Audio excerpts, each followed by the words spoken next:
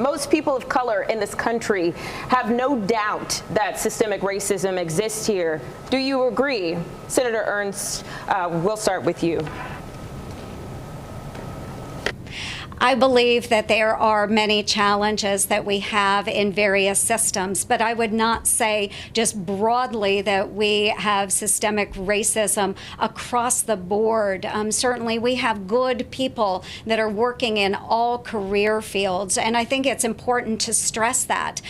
My opponent has stated that she believes our law enforcement officers in Iowa, they are systemically racist, and I don't believe that. I believe in the goodness of the people that are out there protecting and defending our communities. So do we have opportunity to do better?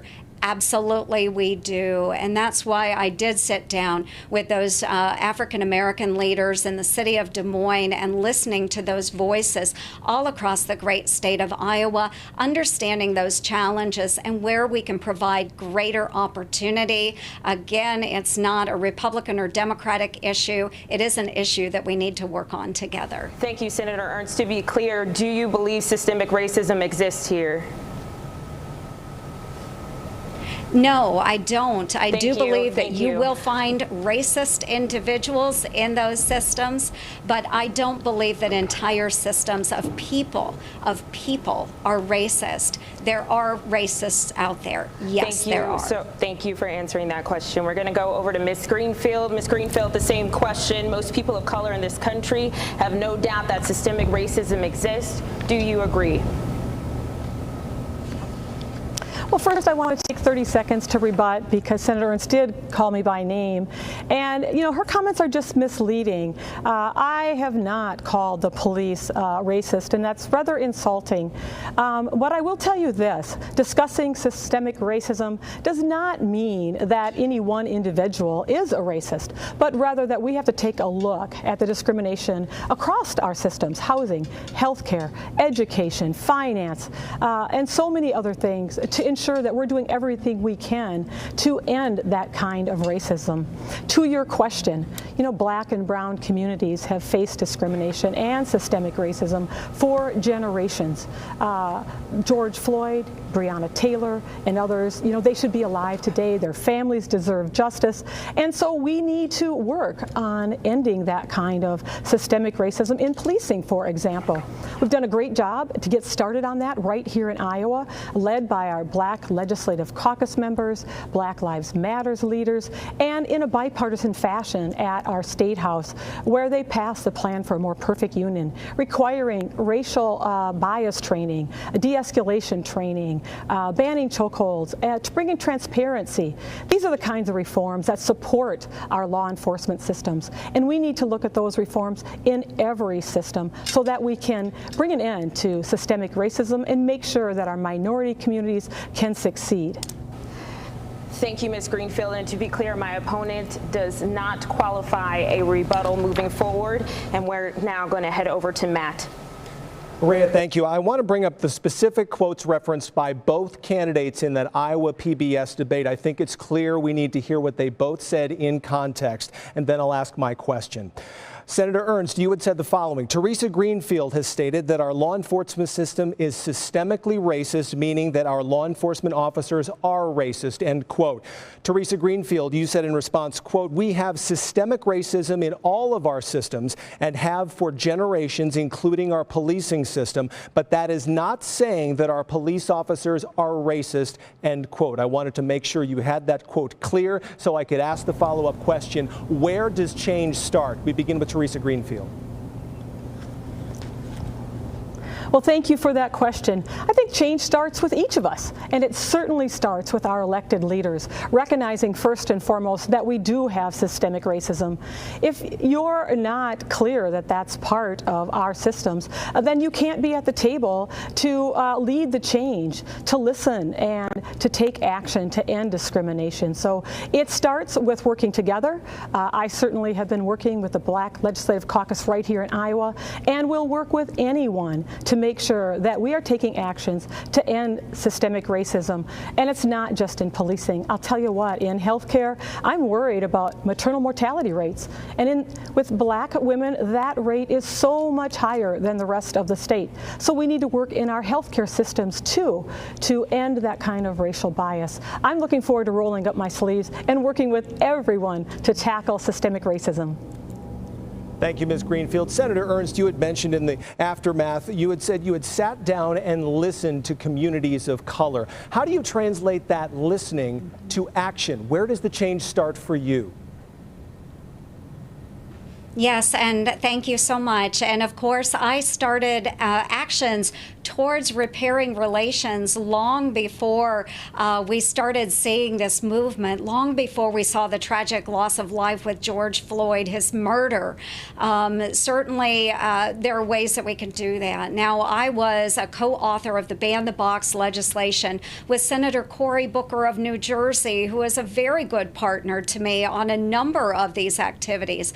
But certainly, as I said, supporting those Pell Grant activities in our prison system, very important, because not only do we want to provide communities of color, those that are incarcerated, with those opportunities, but what I find is often it comes back to the fact of poverty, maybe not necessarily racism here in the state of Iowa, but how do we tackle those issues of poverty? And this can be urban, it can be rural, because I see it across the communities in the state of Iowa, and we really do have to provide opportunity out there. And again, I've been working in a bipartisan way with friends and other members in the Senate to do so.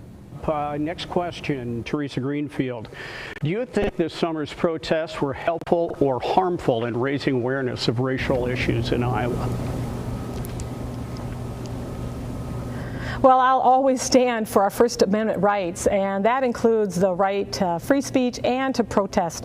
I'll tell you what, though, looting, damaging property, that's not part of protesting. I was a small business owner. I worked with many small businesses, and I don't like to see the damage to our storefronts and to our properties. But absolutely, we do need to march. We do need to protest in a nonviolent and peaceful way to make sure that our voices are being heard. And I am proud of the Black Lives Matter leaders here in our state who absolutely, predominantly have been making their voices heard in a nonviolent way. Teresa Greenfield, I do have a follow-up for you. The phrase defunding the police resurfaced out of those protests. What does that phrase mean to you?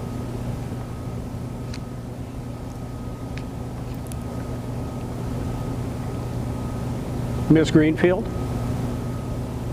Can you hear me? Yeah.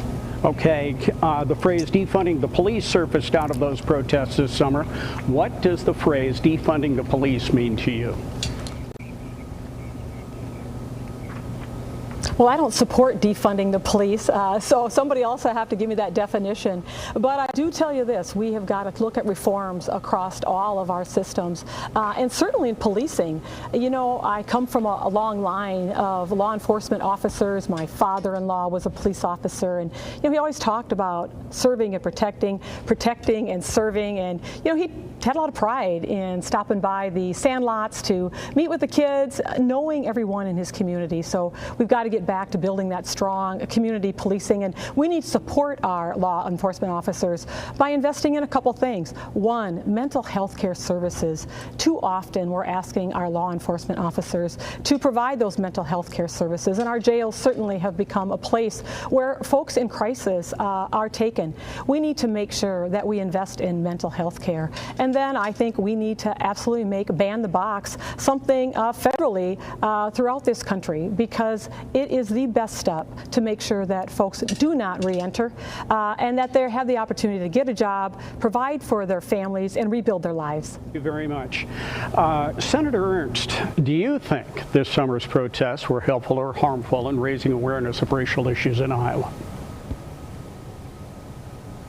I think the protests, as they initially started after, again, the very tragic death of George Floyd, I think as they started and as they were peaceful, I think they were very, very helpful. But as they digressed back to looting and damaging of not only those small businesses, but federal property, I think it really smeared those that were trying to do good through those protests. And as I had stated many months ago, is that you can't hear those peaceful protesters over the sounds of shattering glass and splintering wood.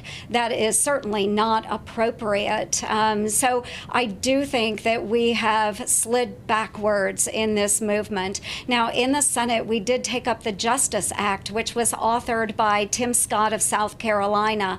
It was a wonderful bill which had 70% of what our Democratic friends were asking for, but they refused to even move on the bill on the floor of the Senate. I'm so proud of the legislators here in the great state of Iowa that got the work done, but again, Senate Democrats were not willing to move forward on a bill in the Senate, and I think that's a shame. We should be a lot further along than we are right now. Police, Senator Ernst, please let's stick to our time guidelines here. The phrase defunding the police, Senator Ernst, what does that mean to you? Well, the phrase has been tossed around so liberally by liberals, and certainly the folks that are funding my opponent is a group. They support radical environmental ideas. They support defunding the police.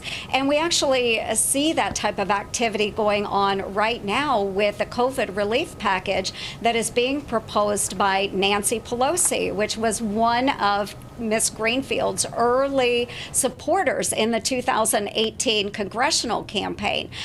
So she, of course, is being backed by all of these folks that support liberal ideas, stripping away funds, taking those funds away from police departments in the COVID-19 relief bill. That's not what Iowans expect to see. It's not what Iowans want, but it is certainly what Ms. Greenfield's backers are supporting. Okay, thank you, Senator. Teresa Greenfield, you get a 30-second rebuttal because the senator mentioned your name twice. So just 30 seconds. Well, this shouldn't take too long. I don't support defunding the police, and it's unfortunate that Senator, my opponent, continues to be misleading and misrepresenting on that. But I do support reforms in all of our systems so that we can tackle discrimination and we can tackle systemic racism. And we've done a great job at getting started at that right here in Iowa. Thank you, Ms. Greenfield. Brianne. Sensitivity trainings in federal agencies saying ideas like white privilege are racist. Do either of you believe that you've benefited from white privilege? And if so, I'd like you to give us an example. Ms. Greenfield, let's start with you. Brianne, I did not hear the first part of your question. I apologize. It's very, very difficult to hear you. I apologize. President Donald Trump has moved to end racial sensitivity training in federal agencies. It looks like you're having a hard time hearing me, so we'll direct this to Senator Ernst. But President Trump has moved to end racial sensitivity training in federal agencies, saying ideas like white privilege are racist. Do you believe that you've ever benefited from white privilege? Well, I would say it's difficult to determine. Again, I think it goes back to maybe not necessarily racism, but issues of poverty within our communities. I largely grew up in a community of white individuals, but when I joined the military, I was a member of a very racially diverse but inclusive system. So I understood that working very hard would help me get ahead. did. So I don't know that I benefited from that, but certainly it's possible that it exists out there. But I do believe that there are levels of training that are necessary in any sort of system. Of course, in the military, things like engaging in how to prevent sexual assault, those types of activities, I do think that there is an important place for that type of training. Ms. Greenfield, we'll try you again. Do you believe that you've ever benefited from white privilege? Absolutely, I have. And let me give you an example.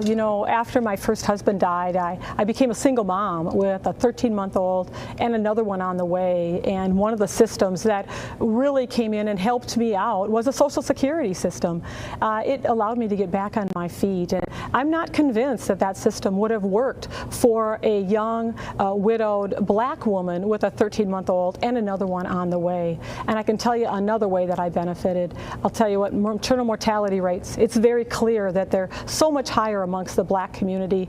I did not have those kinds of issues, but too many of our black women do. And so we have to look at why that's happening, what that discrimination is, where is the racial bias, be willing to look at ourselves, and then make sure that we're investing in training to address that kind of racial bias in healthcare, in policing, in education, in the Social Security system, in lending, and so many other things.